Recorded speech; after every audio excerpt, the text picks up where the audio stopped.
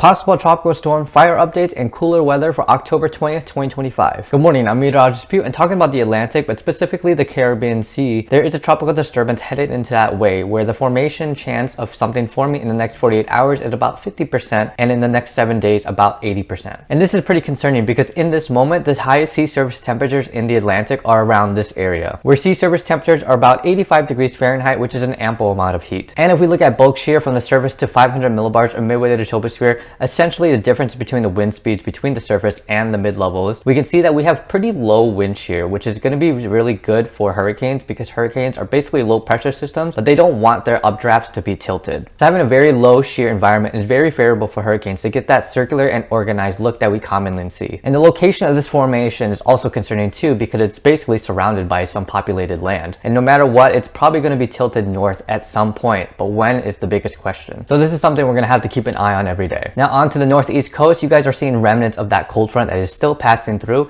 And so this morning, places like Massachusetts, Vermont, New Hampshire, you guys have already seen some rain passing through. And unfortunately, this is going to continue on a little bit more later today. So even by 3 p.m. Eastern time, places from Vermont to Maine and the upper east coast, you guys are going to see some showers. But also around 7 p.m. Eastern time, Vermont and New Hampshire, you guys may see even more isolated showers. And with the low pressure centered around the international border between Vermont, New Hampshire, and Canada, you guys are having a lot of surface convergence, and essentially meaning that the winds at the surface are colliding together at the surface pressure, and because there's the ground, it has to rise up. But in addition to that, you guys have the apse, and with orographic lift, or basically winds going upwards with the mountains, you guys are also having upward motions to create these isolated showers. And so the Weather Prediction Center has issued a marginal risk for flash flooding in case of downslope flow of water. Now in contrast to this, we also have an elevated fire risk in two different areas, both from eastern Colorado to Kansas, but also from northern Texas as well. And what's happening throughout the country again is we have another cold front passing through, and with this cold front passing through the plains and eastern Rockies, we're having a lot of more cool